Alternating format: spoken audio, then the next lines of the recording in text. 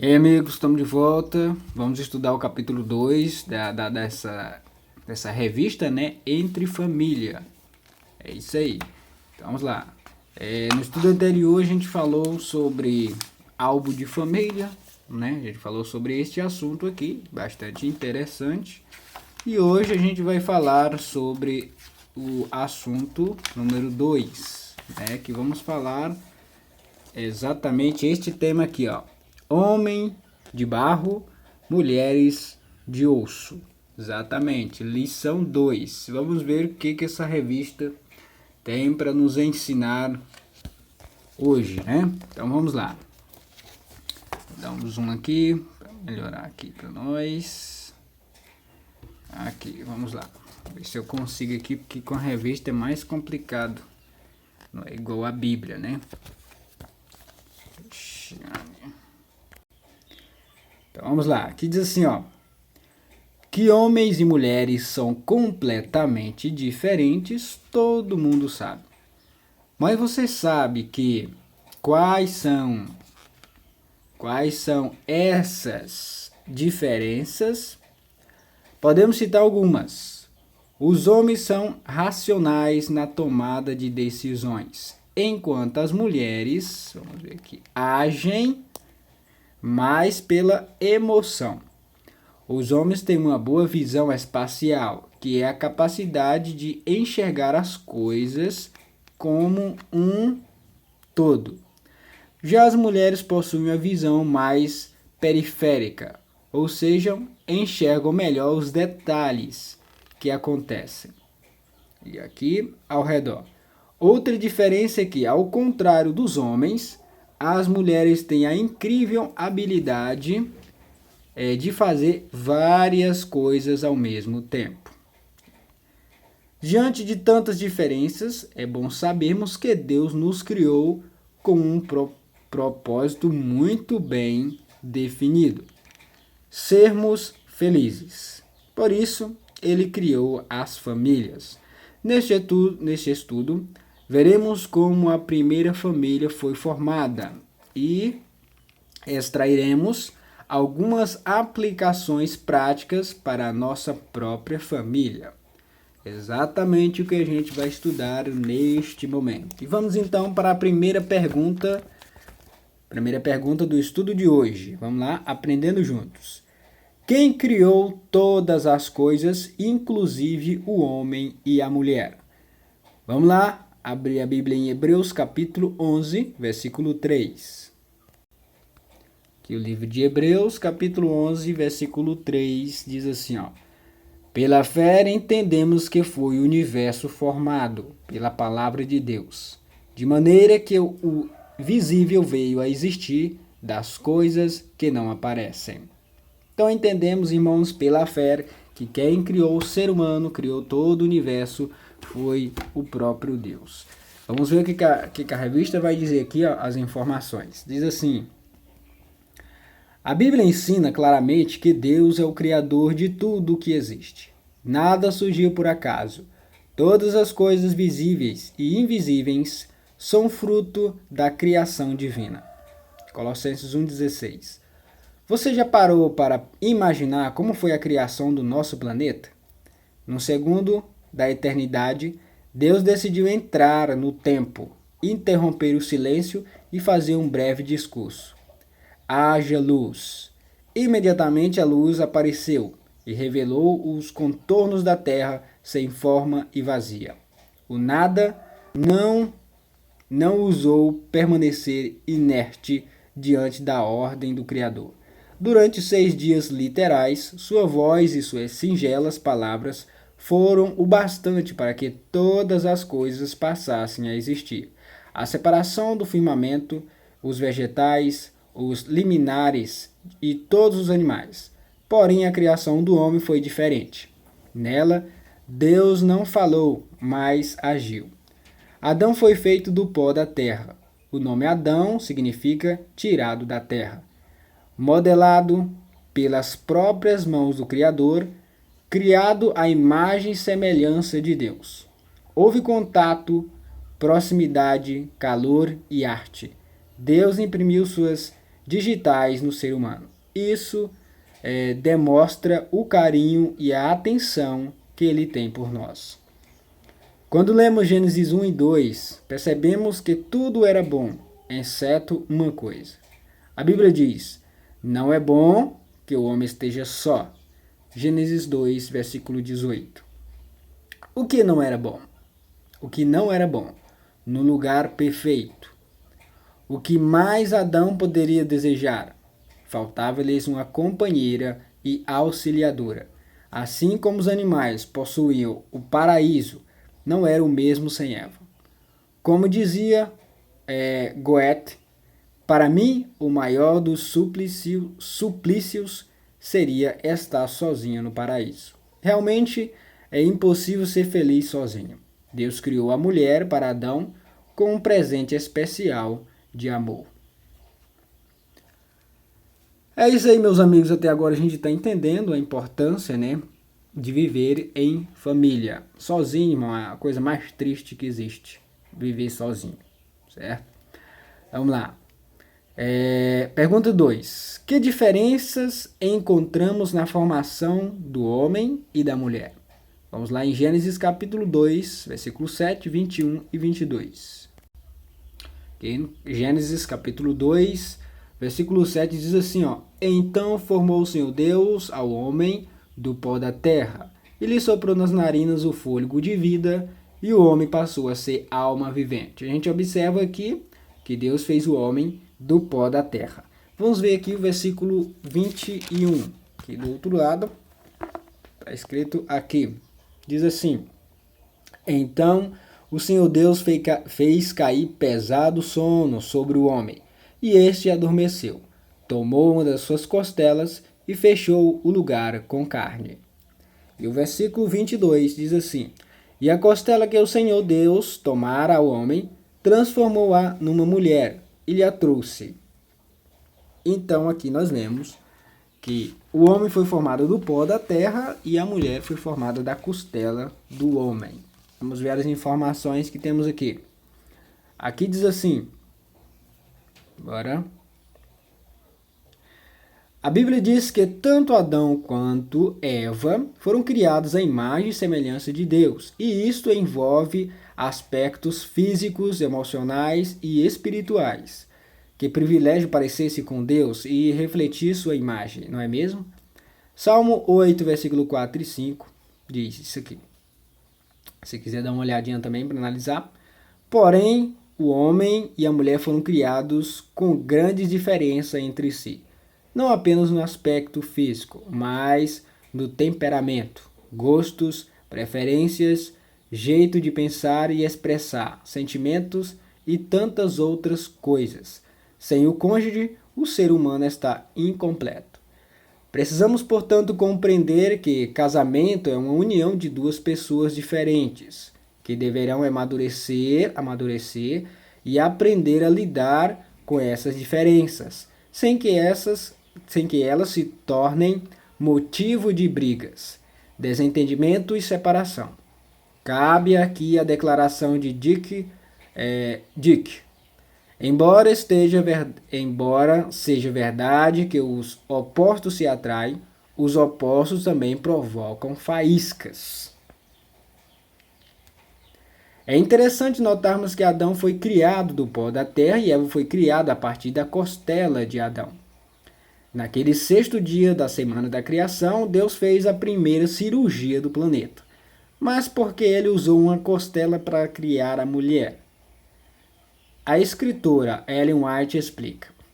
Eva foi feita de uma costela tirada do lado de Adão, significando que ela não deveria dominar como a cabeça, nem ser pisada sob seus pés, como se fosse inferior, mas estar ao seu lado como sua igual, e ser amada e protegida por ele, como parte do homem, osso dos seus ossos e carne de sua carne. Era ela o seu segundo eu. O apóstolo Paulo diz ainda que a mulher é a glória do homem. Está lá em 1 Coríntios 11, versículo 7. Pois se o homem é a cabeça, 1 Coríntios 11, 3, então a mulher a coroa que enobrece. embora possuam diferenças nos aspectos físicos e emocionais e tenham funções diferentes a exercer na vida, o homem e a mulher compartilham de igualdade e singularidade como criação divina. Merecem, assim, os mesmos direitos e privilégios. Tá vendo aí, irmãos, a importância do casal, da mulher, da esposa, né? Vamos ver aqui, capítulo 3. Diz assim: quando e por quem foi criado o casamento? Vamos lá em Mateus capítulo 19, versículo 3 a 6. Vamos ver. Nós estamos aqui em Mateus capítulo 19, versículo 3 a 6. Diz assim, ó. Vamos ver aqui. Vieram a eles alguns fariseus e o experimentavam, perguntando: é lícito ao marido repudiar a sua mulher por qualquer motivo? Então respondeu ele: não tendes lido que o Criador, desde o princípio, os fez homem e mulher, e que disse: por esta causa deixará o homem pai e mãe, e se unirá à sua mulher, tornando-se os dois uma só carne. De modo que já não são mais dois, porém uma só carne. Portanto, o que Deus ajuntou, não o separe o homem. Então a pergunta que a gente fez é: quando e por quem foi criado o casamento? A gente acabou de ver que o próprio Deus é quem criou o casamento. A gente viu claramente: deixa o homem pai e mãe, se une a sua mulher, os dois se tornam uma só carne. E vamos ver aqui as informações que temos aqui. O casamento foi a primeira instituição criada por Deus no Éden, antes mesmo da entrada do pecado em nosso planeta. A Bíblia diz: digno de honra entre todos seja o matrimônio. Hebreus 11:4. A outra instituição criada naquela primeira semana foi o sábado, separado como dia de descanso, santificado e abençoado pelo Criador para toda a humanidade. Está em Gênesis 2, 1 a 3. É interessante notarmos que o sábado, assim como o casamento, também é digno de honra. Está em Isaías 58:13. Quando Jesus viveu aqui na Terra, demonstrou a validade de ambas as instituições, afirmando que elas ainda estão em vigor. Você consegue imaginar como foi o encontro entre Adão e Eva? Esse sim foi amor à primeira vista. Havia tanto para conversar e conhecer. Eles eram como duas folhas em branco que deveriam ser preenchidas pela tinta do amor. Naquela sexta-feira, Jesus celebrou a união entre o primeiro casal e o abençoou. Debaixo das frondosas e altaneiras árvores adênicas, sob o tapete verdejante cintilado de pedras preciosas, ao som do vento e do cortejo de maviosos pássaros, Adão e Eva casaram-se recebendo o sim de Deus. E viu Deus que tudo era muito bom. Gênesis 1:31. Foi dessa forma que nasceu a primeira família. Lembro-me agora da declaração de Elvin.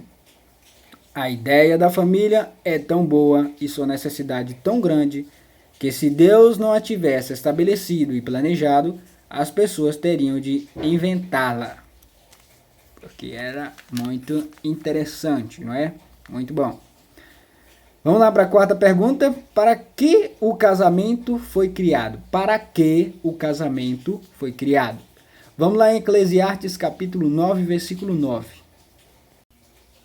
Então vamos lá, Eclesiastes capítulo 9, versículo 9, diz assim: goza a vida com a mulher que amas, todos os dias de sua vida fugaz, os quais Deus te deu debaixo do sol. Porque esta é a tua porção nesta vida, pelo trabalho com que te afatigardes debaixo do sol. É isso aí, meus amigos. Vamos ver as informações que temos aqui na revista, falando sobre esta questão, que ela diz assim: fomos criados para o casamento e o casamento foi criado para nós. Com que desígnio? Para a nossa felicidade. Por isso, o que o sábio Salomão aconselhou no verso acima, seja feliz com a mulher que você ama. Porém, muitas pessoas não encaram o casamento dessa forma, pois na rotina diária, ele acabou virando um verdadeiro campo de batalha. Há ainda aqueles que não se casam, mas vivem juntos. Afirmam que a felicidade acabará se houver um contrato formal. Ou seja, querem usufruir o prazer do relacionamento, mas não querem assumir. Vamos ver aqui em cima. Não quer assumir as responsabilidades do casamento. Será que essa é a vontade de Deus? Certamente não. Quem apenas fica com uma pessoa nas entrelinhas está dizendo: não amo meu companheiro o suficiente para me entregar de modo tão completo a ele. Precisamos compreender que o casamento é uma bênção, desde que seja vivido segundo os princípios bíblicos e tenha a constante presença divina. Deus não errou ao criar essas instituições e muito menos errou ao unir como se seu cônjuge. Portanto, faça essa felicidade acontecer. Vamos lá? Pergunta 5. Com a entrada do pecado, que consequências tristes afetaram as relações familiares? Vamos lá em Gênesis capítulo 3, versículo 16 a 19. Vamos ver. Gênesis capítulo 3, versículos 16 a 19. Diz assim, ó. E a mulher disse: multiplicarei sobremodo o sofrimento da tua gravidez, em meio de dores darás à luz. O teu desejo será para o teu marido, e ele te governará. E Adão disse: visto que atendestes à voz de tua mulher, e comeste da árvore que eu te ordenei não comesse, maldito é a terra por tua causa. Em fadigas obterás dela o sustento durante os dias de sua vida. Ela produzirá também cardos e abrolhos, e tu comerás a erva do campo. No suor do rosto comerás o teu pão, até que tornes a terra, pois dela fostes formado, porque tu és pó, e ao pó tornarás. Tá vendo aí a consequência, meus irmãos? Depois que o pecado entrou, o que fez com a família? Destruiu tudo. Começou a bagunça por ali. Desobedecer a Deus em um casamento, começa a acontecer essas coisas. Vamos ver aqui então as informações. Todas as árvores do jardim do Éden serviam para mantimento do casal. Gênesis 1, 29. Entretanto, havia uma árvore da qual eles não poderiam comer o fruto. A árvore da ciência do bem e do mal. Gênesis 2, 16. O fato de não comerem representava obediência e lealdade à palavra do Senhor. Infelizmente, Eva se afastou de Adão e, enganada pela serpente, comeu do fruto proibido. Depois levou-o para Adão e ele também comeu. Tal ato de desobediência gerou uma série de sabores para as futuras famílias. A partir desse momento, tanto o homem quanto a mulher sofreriam terríveis consequências. A mulher, Gênesis 3,16 diz assim, ó, a fantástica experiência da gestação de um filho seria acompanhada de intenso sofrimento. A mulher seria governada pelo marido. Em vez de ser uma auxiliadora adequada, Eva havia se tornado a tentadora de Adão. Isso fez com que o seu status de igualdade com o homem fosse afetado. O cristianismo, porém, mostra-nos em seus princípios que o homem e sua esposa devem ter uma experiência de verdadeira parceria, respeito, em que um queira a felicidade do outro e deixe o desejo de governar o cônjuge de lado. Colossenses 3, 18 e 19. Embora as funções sejam diferentes, ambos são iguais em essência. E o homem, vamos ver o que aconteceu aqui com o homem. Diz assim, o homem, Gênesis 3, 16 a 19. O trabalho seria árduo e dificultaria a vida do ser humano. Deus disse a Adão: maldita é a terra por tua causa. O trabalho que era prazeroso passaria a vir acompanhado de sofrimento. Mesmo assim, ainda é uma bênção ao ser humano, pois o dignifica. Exatamente. Então vamos finalizar então com a última pergunta. Diz assim: quais são os papéis que cada cônjuge possui no relacionamento? Vamos lá em Efésios capítulo 5, versículo 22 a 25. Que Efésios capítulo 5, versículo 22 a 25. Diz assim, ó: as mulheres sejam submissas ao seu próprio marido como ao Senhor, porque o marido é o cabeça da mulher, como também Cristo é a cabeça da igreja, sendo este mesmo o salvador do corpo. Como, porém, a igreja está sujeita a Cristo, assim também as mulheres sejam em tudo submissas aos seus maridos. Maridos, amai vossa mulher, como também Cristo amou a igreja, e a si mesmo se entregou por ela. Exatamente, irmãos. Vamos lá. Então, finalizar aqui com as informações. Depois vamos para a prática. Esse texto é a chave para entendermos o real significado do casamento. Nele, o apóstolo Paulo faz uma extraordinária conexão entre o Evangelho, boas novas de salvação em Jesus, e o casamento, a aliança entre homem e mulher. O lar cristão deve ser uma ilustração da relação de Cristo com sua igreja. Em outras palavras, faça por seu cônjuge aquilo que Deus fez por você em Jesus. Quando a esposa cristã sujeita-se a Cristo e deixa que ele seja o Senhor de sua vida, não terá dificuldade em sujeitar-se a seu marido. Essa submissão tem a ver com fidelidade, respeito, apoio e amor. Da mesma forma, se o marido estiver sujeito a Cristo e o amor acima de todas as coisas, não terá dificuldade de amar de forma sacrificial e santificadora a sua esposa. Percebeu que existe uma íntima relação entre o evangelho e o casamento? Uma ajuda a compreender o outro. Então fica a dica. Para melhorar o casamento e fazê-lo dar certo, você precisa conhecer o evangelho, a suprema entrega feita por Jesus.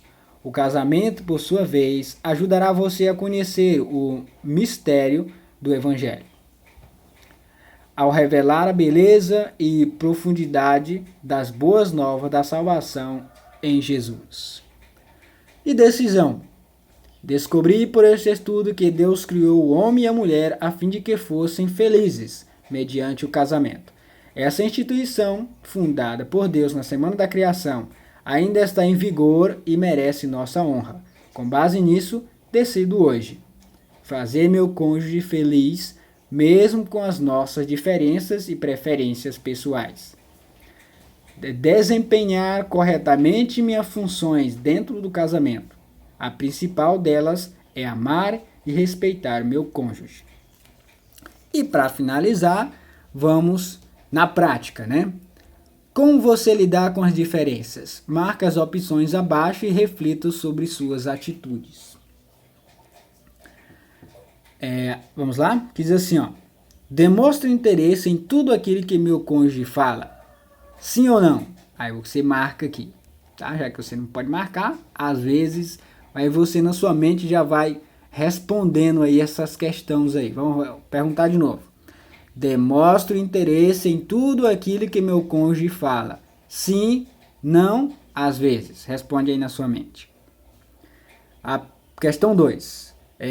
Preocupo-me muito com a aparência do meu cônjuge. Sim, não, às vezes. 3. Interfiro demais quando ele dirige ou cozinha. Sim, não, às vezes. 4. Se há alguma sujeira dentro de casa, reclamo. Sim, não, às vezes. 5. Não consigo dialogar, pois meu cônjuge fala demais. Sim, não, às vezes. 6. Não, eu falei a 6? Não consigo dialogar com o meu cônjuge, falei já. A 7. Olho mais os defeitos dele ou dela do que as virtudes. Sim, não, às vezes. Sempre está nos dois sentidos, homem e mulher. Tenho dificuldade de ouvir meu cônjuge. Sim, não, às vezes. Responde aí na sua mente. E 9. Não gosto quando ele interfere nas coisas do meu trabalho. Sim, não, às vezes. E último, meu cônjuge gosta de mandar em mim. Sim, não, às vezes. É isso aí, meus irmãos. Mais um estudo de hoje.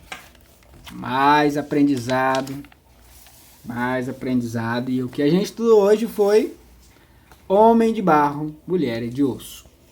É isso aí. E até o próximo estudo. E a gente vai falar no próximo estudo. Vai ser sobre o amor acabou. E agora?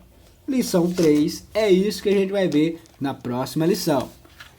Tchau, tchau pra vocês. Se gostou, deixa o like. Compartilhe o vídeo aí para as outras pessoas que tá com casamento meio bagunçado aí. Talvez isso aqui possa ajudar um pouquinho eles aí. Tá? Tchau, tchau. Até o próximo.